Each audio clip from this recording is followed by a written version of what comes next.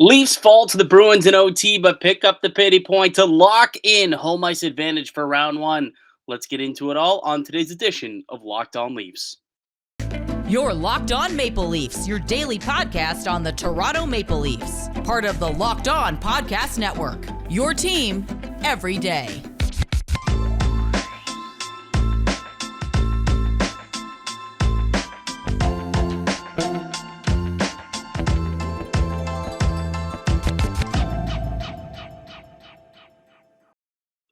Hello and welcome into the April 7th edition of the Locked On Leafs podcast. It's your one-stop shop for all things Leafs. I'm your host, Mike DiStefano from TSN 1050 Toronto Radio, also known as Al's brother from TSN's Overdrive and TSN 1050's Leafs Lunch. Joining me, it's Dave Morassutti, my pal from Sportsnet, also a writer for the NHLPA. Locked On Leafs is a daily Maple Leaf-centric podcast, so be sure to subscribe for free wherever you get your podcast from. Also up on YouTube as well. It's Locked On Leafs. Hit subscribe. We got new content coming out to you guys each and every weekday, Monday through Friday. It's all Leafs all the time, guys, and the playoffs are ramping up very quickly. We're down to 4 games to go in the regular season. Toronto losing tonight, however, 2-1 in overtime against the Boston Bruins, who are 1 win away from tying the all-time single-season wins record that the Lightning tied actually a few years back, and that the Red Wings were able to do in the '90s, which is pretty ridiculous if you think about it. The pace that this Bruins team is on, and for Toronto to take them to OT, and I would even argue outside the first 6-7 minutes of that hockey game, which has been the case over the last little bit, Dave, they may have been the better team in tonight's matchup. Yeah, I thought so. I thought the Leafs did a good job carrying play, establishing a lot of ozone time, right? And I Mhm. thought that's key against the Boston Bruins. Force them to defend. I know the Bruins aren't going to give you much in the offensive zone, but you got to do what you can to try to keep yourself make sure that those Bruins players aren't going to get those opportunities in the offensive zone. That's why I thought the Leafs did well in this game. Unfortunately, when they were in the Bruins zone, they just could not generate that much in terms of like quality scoring chance. That's something the Leafs have struggled with at times against teams like Boston. They can get in the zone. It's just they're not able to get through, all the bodies that these teams like to put in front of the net and get those chances in on goal. Yeah, like I thought that the Leafs really did. They did play well, and it was kind of just a group effort. Like there was they had 4 lines that really were rolling. They had the deep pairs, which I thought all played pretty well tonight. A couple of leaky errors, I guess you could say, throughout the game, but for the most part, played really well. They limited Boston at 5-on-5 to just 9 high danger chances, which like Boston's a dangerous team, and for you to limit them to single digit, high danger chances is definitely a really good sign that you played a good well-connected team defensive game. And the Leafs got to get comfortable playing in these tight hockey games, right? Like this is the way that you win games in the playoffs. These are very tight games come April, and it's nice to see that the process is there, and a bounce here or there, and they could win that hockey game. Realistically, I think if Brandon Carlo was a regular size human being, he doesn't keep that puck in from Shen, who chipped it off the boards. Like this dude launched himself a foot in the air, and he's like 6'6", this guy. And if he was like our height or normal height, 5'10", 5'11", like that's 6 less inches he has to reach and grab that puck to bring it down. That tying goal doesn't even happen. And next thing you know, potentially you got a shutout for the Maple Leafs. So it was, a couple bad bounces. Either way, a big time victory. A couple things that I pull, or a loss rather, sorry, but a good performance. But a couple things that I did pull out of tonight's game that are positive. One, I thought Ryan O'Reilly looked pretty good in his return to play. Didn't look like he was hampered by that broken finger. He was hard on pucks. He was winning puck battles. I think that is very encouraging to see that it doesn't look like it's going to take him a long time to get up to speed. So that's one thing that I did glean from the game. But I think I want to dub tonight's game the Sam Lafferty game. Are you with me on that, Dave? Yes, I am with you on that. I think Sam Lafferty has found his role. He has found exactly what he needs to do for this team. And I know he got picked on. I don't know if you saw the video that was posted the other day about Sam Lafferty when he had his helmet knocked off in the Blue Jackets game, and people tend to forget that Sam Lafferty is bald. Yeah. And somebody tried to make a meme out of that. It upset me as somebody who is hair challenged, let's just say. Oh, are you? I didn't realize, Dave. Because I missed because I'm blinding you. That's it. The big shiny part up top, blinded. I couldn't see. My bad. I just think that he is found, like, people were like saying, some people were saying, I hadn't really noticed much from this guy. Don't know if he's really done much since he's come here. Well, he hasn't really played in a regular role since coming to Toronto. He's been the guy that's been moved up and down when the Leafs have gone 11-7. It's him rotating, him and some other guy rotating with the whatever player has to play extra minutes. So it's nice to see that fourth line right there. If that's the way that fourth line is going to play, even if they don't put in goal, like score, that fourth line is going to do some damage in the playoffs. Dude, I like that fourth line a lot, man. Honestly, I'm hoping that they stick together with those three guys, Zach Aston Reese, Camp, and Lafferty, because I think it's twofold. Like, one, they have the pace that they can really outskate most fourth lines, and especially if you look at Tampa Bay, like they're going to outskate Tampa Bay, so they'll be able to play with pace. But they also have the size to be able to withstand, bigger guys like the dudes on the Lightning and like the guys on Boston. We saw it tonight. But they also are not liabilities defensively. Like they're incredibly reliable defensively. So even if they get caught out against better players, I mean, they can be relied upon to play defense, right? And I think that's a really good thing to have if you're the Maple Leafs. And I look at the way that tonight's lineup was built, and I think it's about 98% there for what I want to see come playoff time. The only switch I want to see is I want to see Willie go on Matthews' line and then pick one of Bunting or Yarncroc and throw them on that second line. If you do that, I think everything else that we saw tonight is perfect and probably what I would do round one, game one of the playoffs here, because I thought that everyone kind of looked like they were starting to gel here tonight. First, second, third, fourth line. I thought that they all looked pretty good.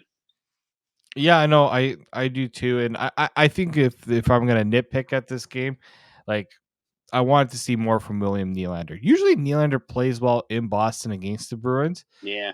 and I don't know what it is with Willie the last little Dude, bit. He just seems out of sorts. he is, and that's why I'm saying, like, they're 98% there. That you put Willie up with Austin, and I think that is a much better partner for him than Mitch Marner.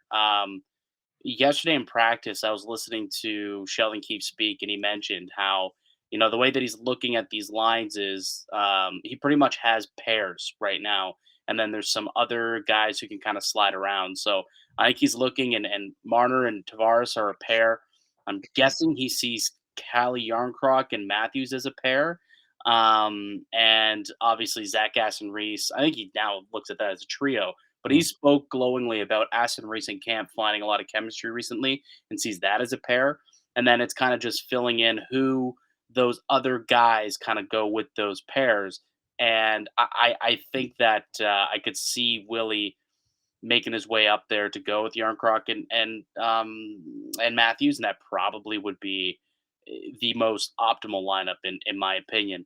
Um, the other thing that I think I take from tonight's game, Dave, is another good start on the road for Ilya Samsonov.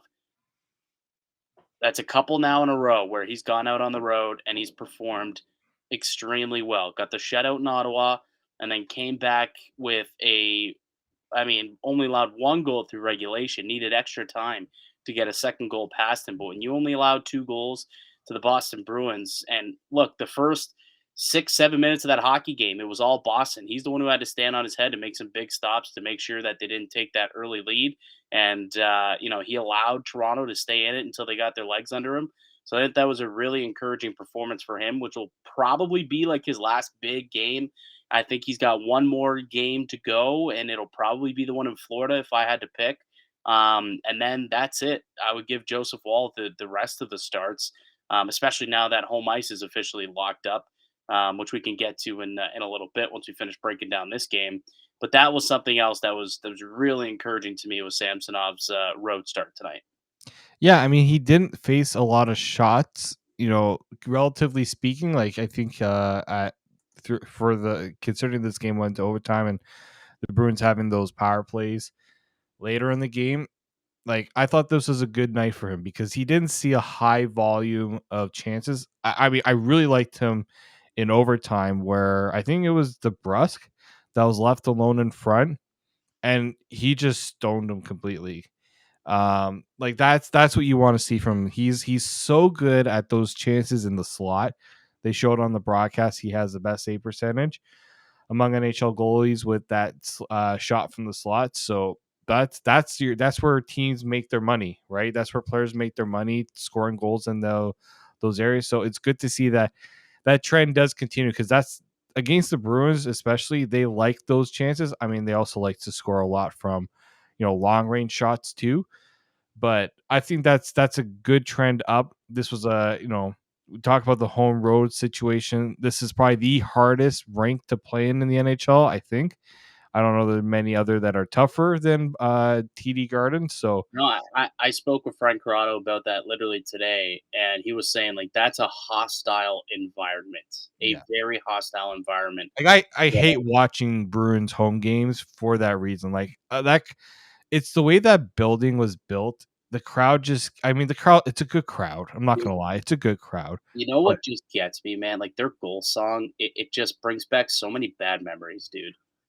Like I it's literally my stomach, PTSD, man. It's legitimately, dude. Like my stomach starts to turn as soon as I hear that goal horn and that goal song go. I'm like, oh god, not again, not again. dude, 2013 is all I have to think about with that damn Dude, goal song. 13, 17, 18, pick one of those years. 19. Obviously 13 was the big year, but yeah, it's a song that I do not like. I'll tell you that much. I definitely do not enjoy it. All right, buddy. We'll take a quick break. When we get back, let's continue to talk about this game. We'll get to our 3 stars of the night, and it's official. The Leafs have landed home ice. The Tampa Bay Lightning losing regulation tonight, with Toronto picking up 1 point. They get home ice advantage in round one. We'll go through. I've got a 3 pack of reasons for why I think home ice is a big deal. For some reason, people still out there thinking it's not. Well, I've got some reasons as to why it is. So we will get to all that in a little bit. But first, Dave, having a word from one of our show sponsors.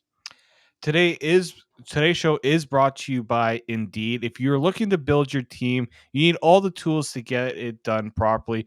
And if you're building out your talented roster, you need Indeed. Indeed is the hiring platform where you can attract, interview, and hire all in one place.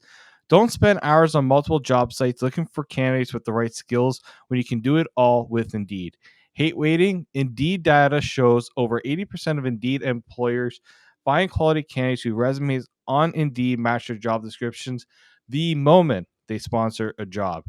Candidates you invite to apply through Instant Match are 3 times more likely to apply to your job than candidates who only see it in search, according to Indeed data.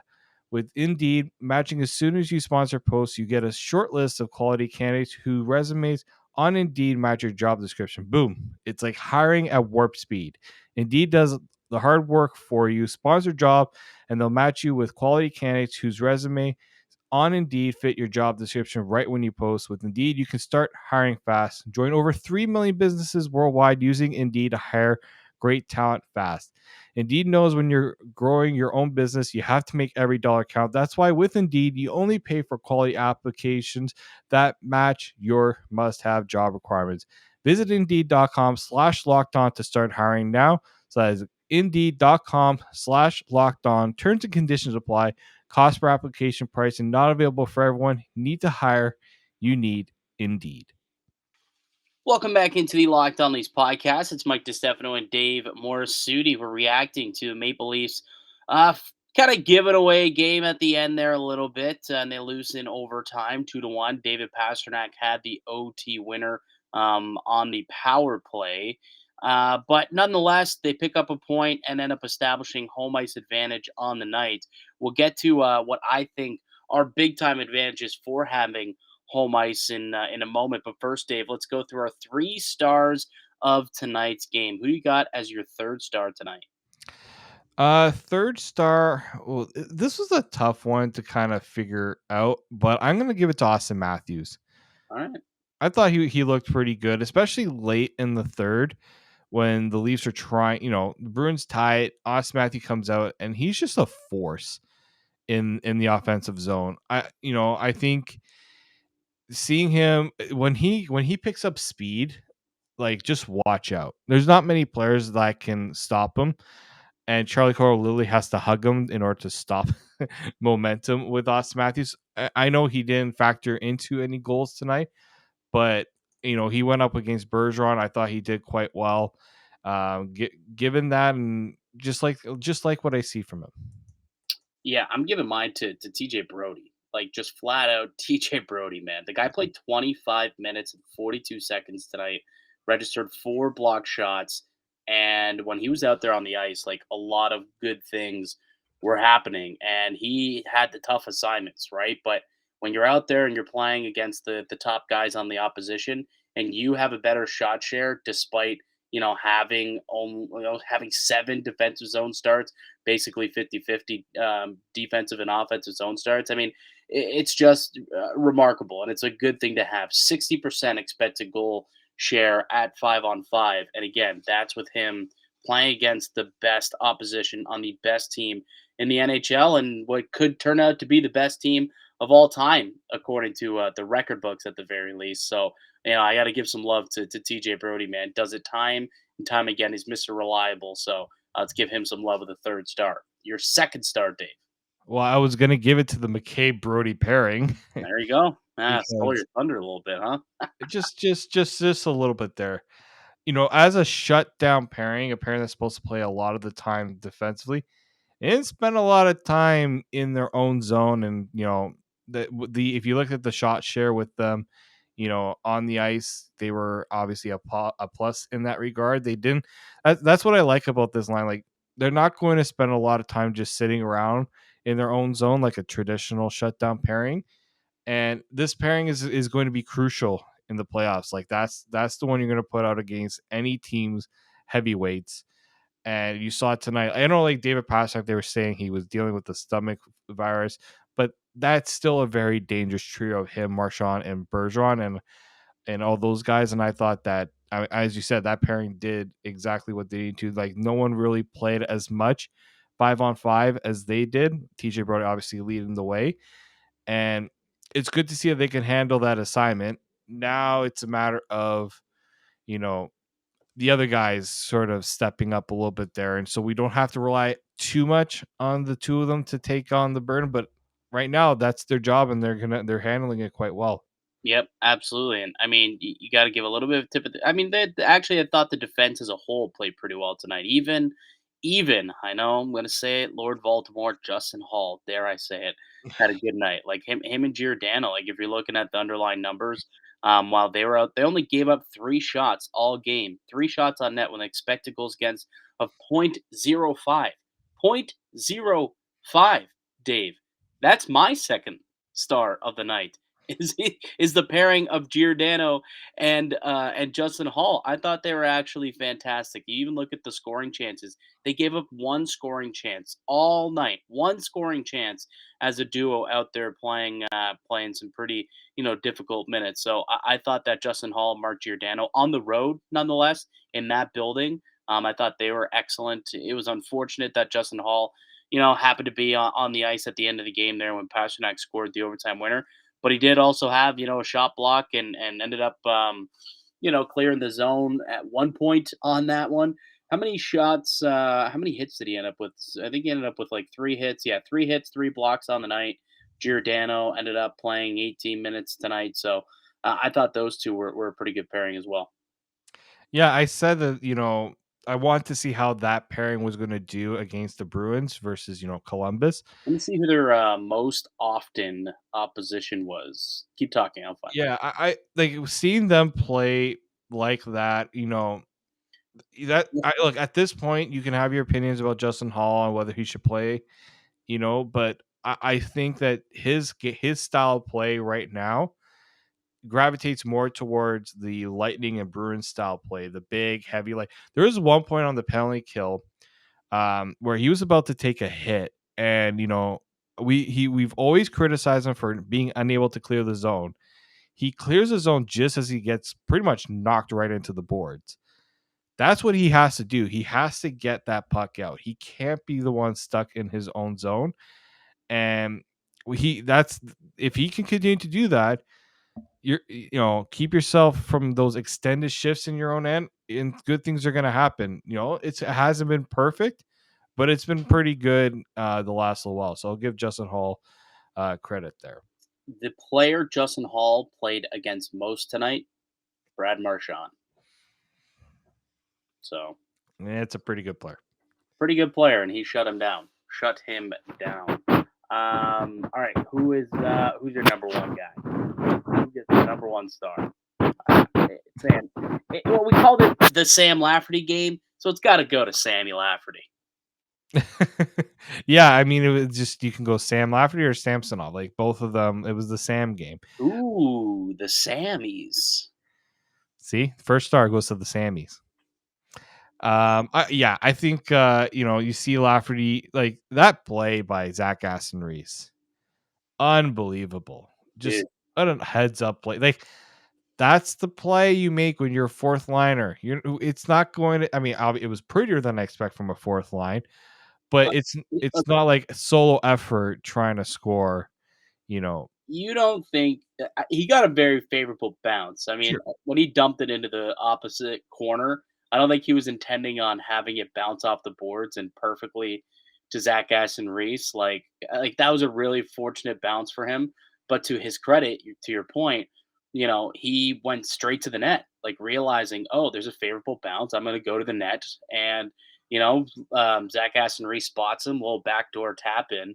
Probably the easiest goal of Lafferty's career. I'm not exactly sure what the goalie was doing there, but nonetheless, that was a really heads up smart play to pick off the pass, the neutral zone, flip it in, and then go right to the net. The fight in the opening period as well. It's just the type of jam you want to see from a guy like Sam Lafferty. Like that's exactly what he was brought in here to do. Give you a little bit of an edge. A guy who can kill penalties, but someone who can also be hard on the forecheck. And he had 10, 11 goals before coming here. I think he's got a couple now as a Maple Leaf. Like he was expected to also give you, some secondary, tertiary scoring. And you saw that happen tonight. So for sure, Sam Lafferty, best game as a Maple Leaf by far, I think was tonight. And we also do got to give some love to Samsonov because, as we mentioned prior, the road starts haven't been good. Coming into tonight's game, Ilya Samsonov on the road had a 900 save percentage with a 301 goals against average. 900 and a 301 goals against average.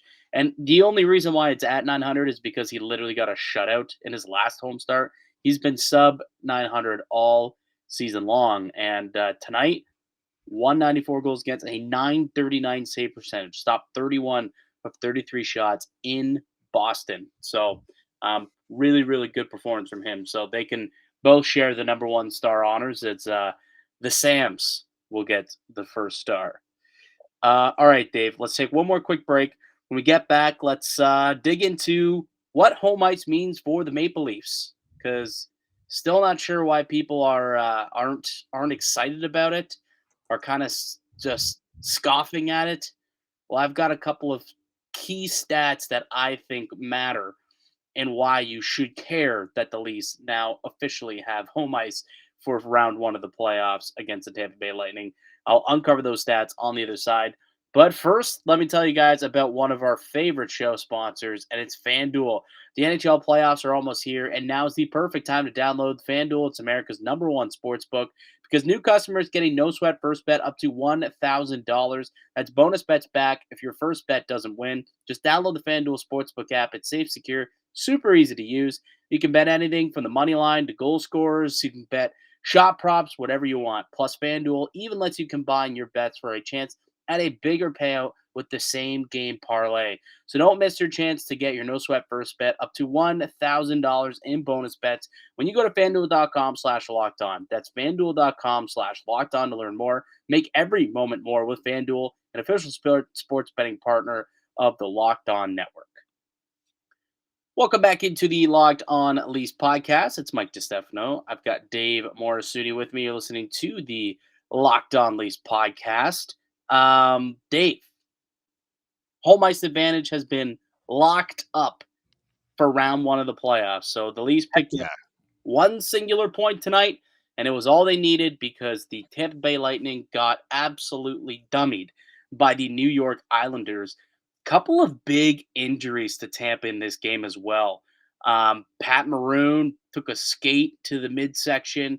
Not sure on how severe that injury was, but one that did not look good at all is Tanner Jeannot. He had a weird fall playing against the Islanders. I think he kind of got caught up. Was it Bo Horvat? I think it was. Fell back and it looks not great. Kind of bent his knee in half, basically. I don't know if you had the video, if we want to show it. Do you really want to show it? Well, I don't know. Like I'm talking about it, so it's just for those people watching on YouTube might get the visual if they missed exactly what happened. Either way, not a good looking play, and I'm no doctor, but I would expect he is going to miss some time. He was helped off the ice. Here it is for those on YouTube watching it now. Scott Mayfield actually. Watch his right leg here. Just get caught underneath his body and just completely bends that knee, probably getting extended, hyperextended. Just not a good look. Yeah, we could take that off now. Twice, 2 looks at that's probably enough for the stomach there. Man, it really does. You got to be thankful that the Leafs, yeah, sure they lost tonight's game, but they didn't lose any players. They got away pretty unscathed in terms of health scares. You can't say the same around the league. Yeah, John Cooper after the game was asked about his level of concern with tonight's injuries. Yeah, High, not so much about Maroon, but for sure Jeannot. That's a little worrisome. that one was tough. Anthony Cirelli is day to day. He didn't play either. We know how impactful Anthony Cirelli can be in a 7-game series against the Toronto Maple Leafs. He put that on full display last year. So he was out. And there was one more player also, a defenseman, I believe, Chernak, I think, was out tonight as well. And so there's injuries, man, not good for the Tampa Bay Lightning. But the Toronto Maple Leafs did clinch home ice advantage. And dude, like I really don't understand why people look at it and roll their eyes and say, "Who cares?" It means diddly squat. Like I understand that Toronto had home ice advantage last year against Tampa Bay Lightning, and they didn't succeed with it. Like I get that, but that's one time, right? I also really don't like when people say, yeah, they had home ice also in Columbus in the Columbus series, and they had home ice advantage in the Montreal series. I don't know if you remember, but the Columbus series was in a bubble where there were 0 people in the stands. I'm not sure how much of an advantage that really was. And the same exact thing happened in Montreal until game 5, where I believe it was 500 first responders were able to or frontline workers were able to go in there. You probably still could hear a pin dropper. So home ice wasn't really a factor in the Columbus series or in Montreal. Plus, they didn't in the Columbus series, especially. They're all of them were in like dorm rooms, so it's not like you got to be in your bed like most people would be on a home.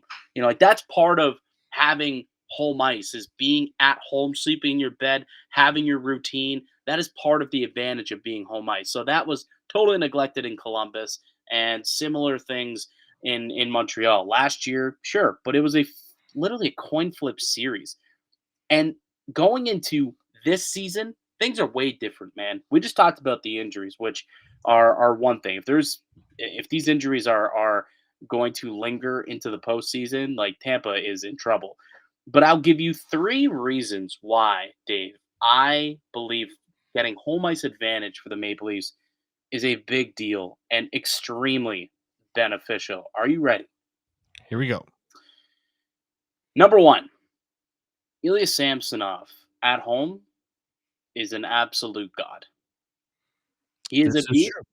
He channels his inner Cujo, and he is terrific when he is at home. His home road splits this season. I already told you 900 save percentage on the road, 301 goals against. That'll probably change actually. That was going into tonight. Yeah. Those will probably he'll probably dip below 3. But anyways, at home though, 926 save percentage and a 202 goals against. He's 18-3-3. 18-3-3 record this year at Scotiabank Arena. That, my friends, is definitely a clear advantage. This guy has come out and publicly said that he's more comfortable playing at home than on the road. So having potentially that deciding game 7 at home with that guy between the pipes, that is a bonus for him. That is one thing, just one thing that I thought of for why it's a big deal. Any response, Dave?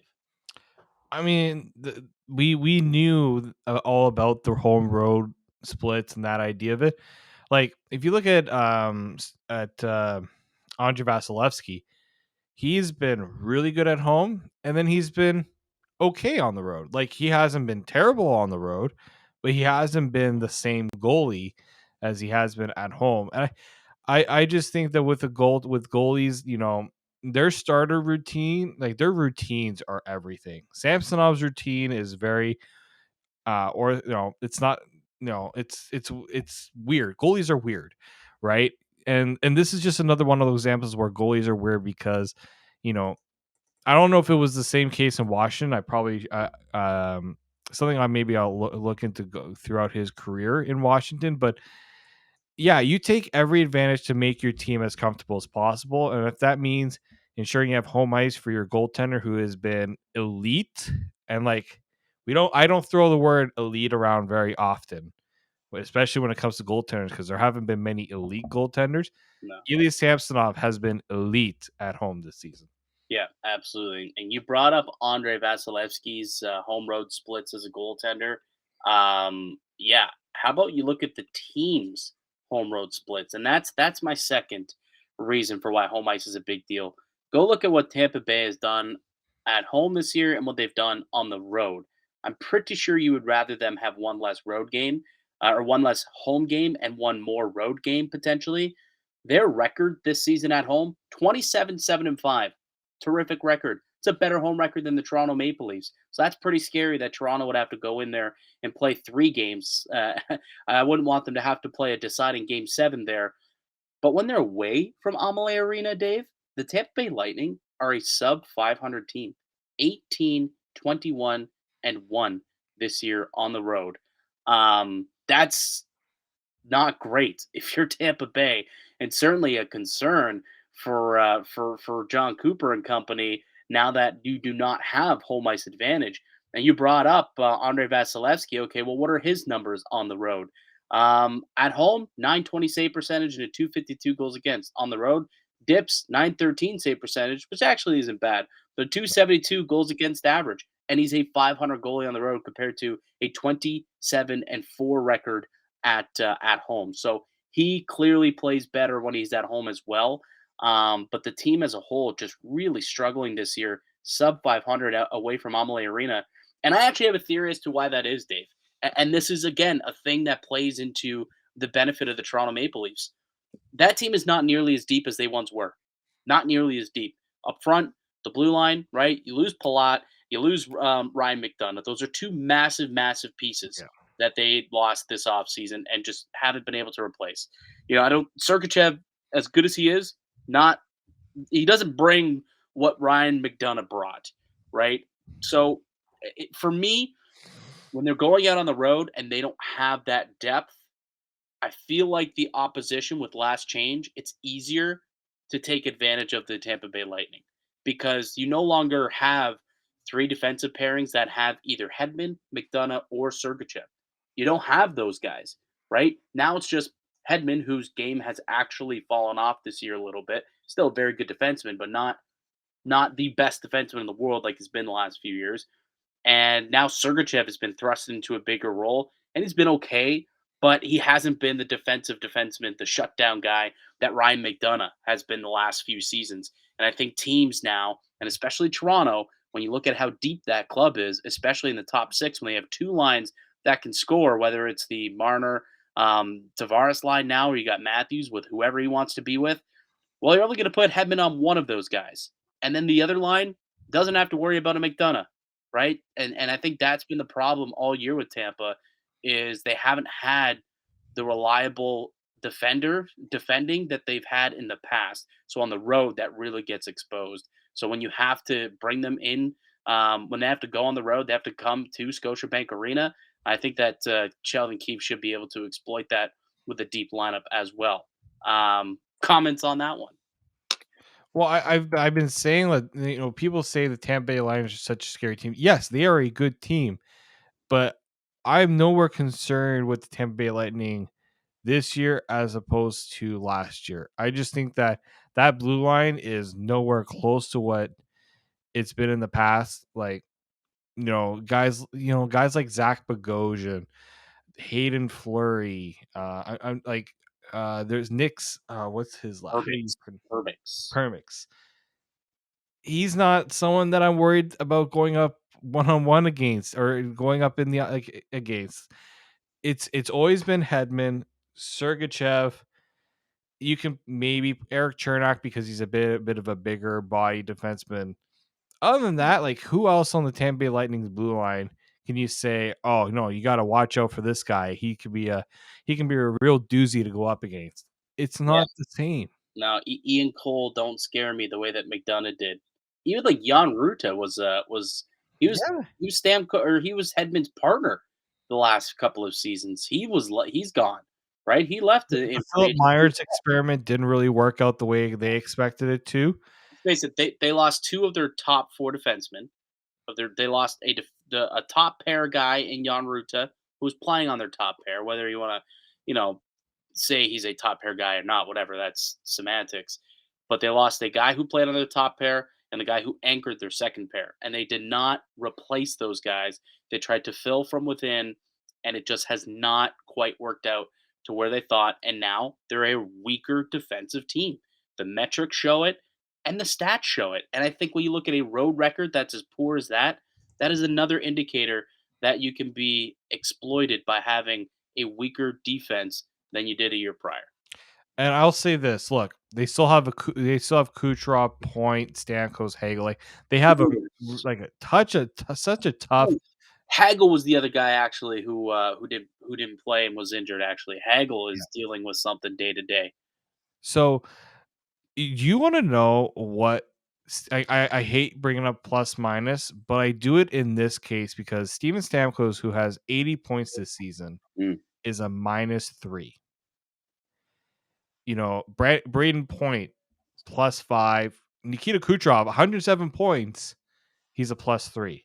Well, what's Even the big they're big boys. I'll say this. John Cooper's been hard on them, right? He's benched Kucherov, Point, and Stamkos at times this season. He has called out this team's effort because guess what? The blue line isn't that good. So if your forwards are not providing that defensive responsible play, like we've seen them do in the past, your team is not good is gonna suffer because of it. Mhm.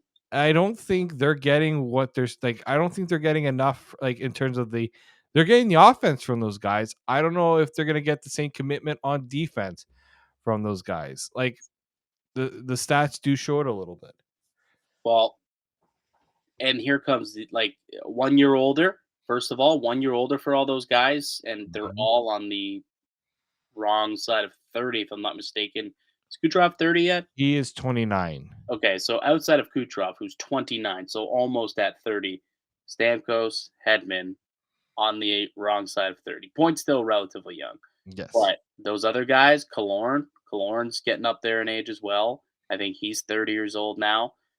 You know, Corey Perry, 37. yep, Corey Perry, He's Pat. a -26. Yeah, Corey Perry. Corey Perry's not.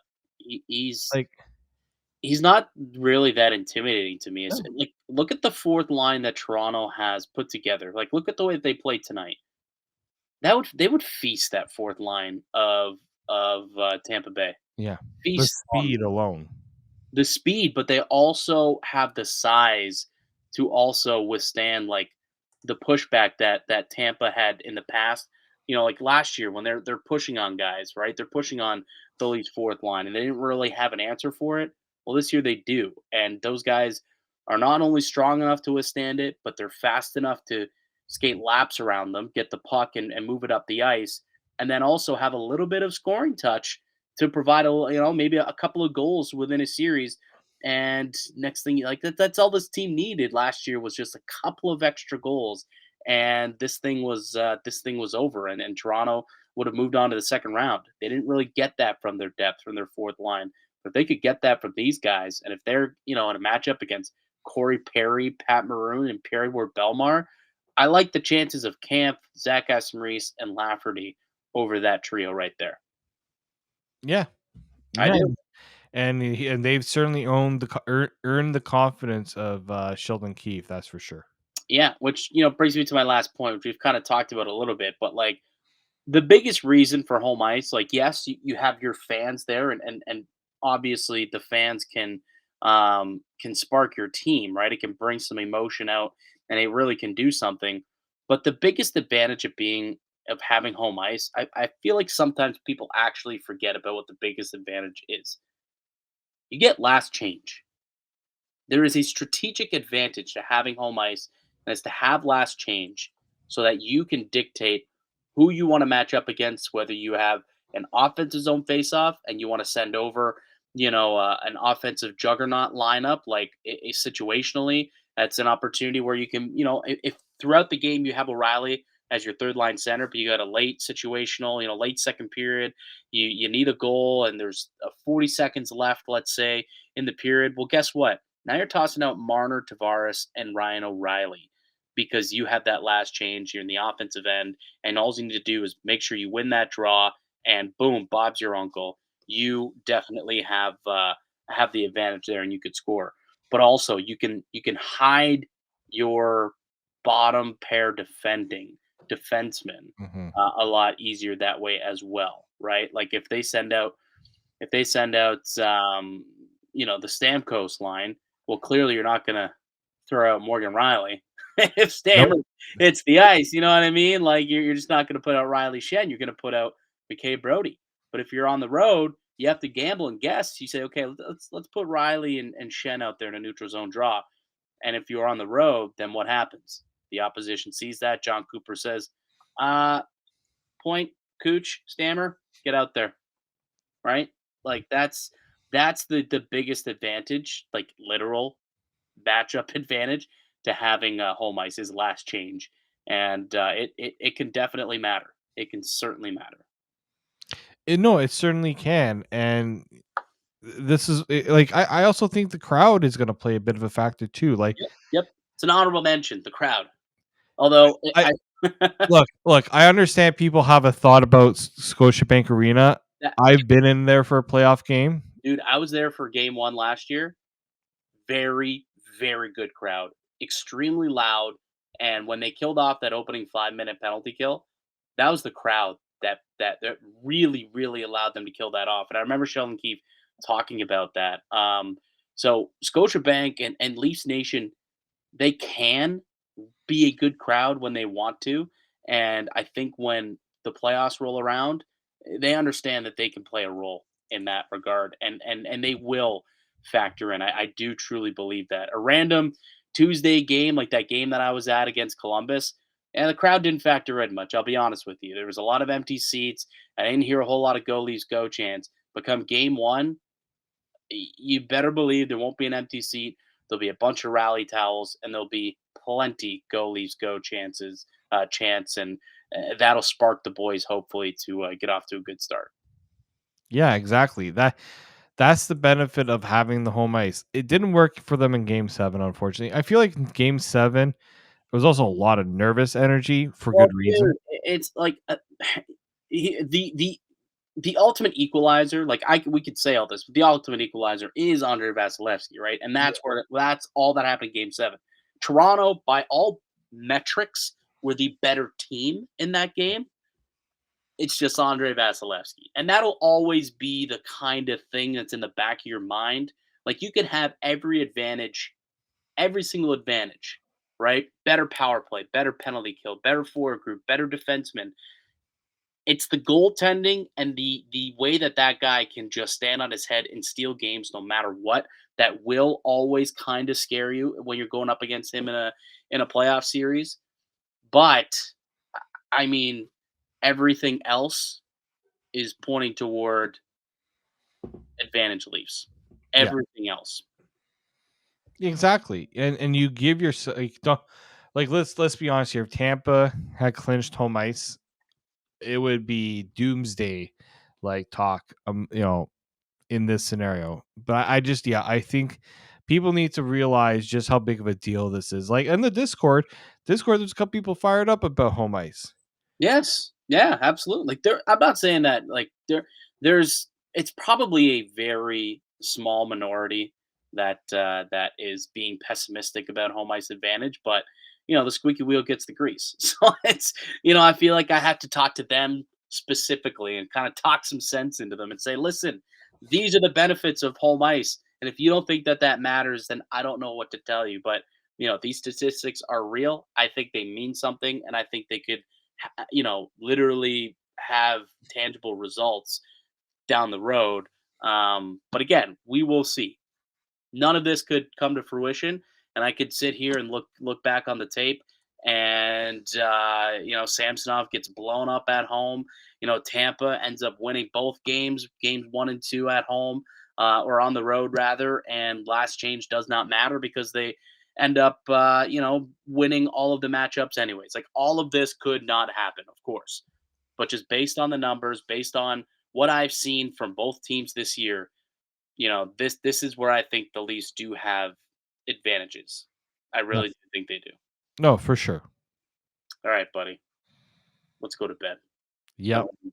Long day for us. It's Easter weekend though. You got some Easter weekend plans, buddy? You got dinner, fish fry. You're doing fish fry today? No meat, pal. No meat on Friday. Oh, we got the fish ready. Yeah.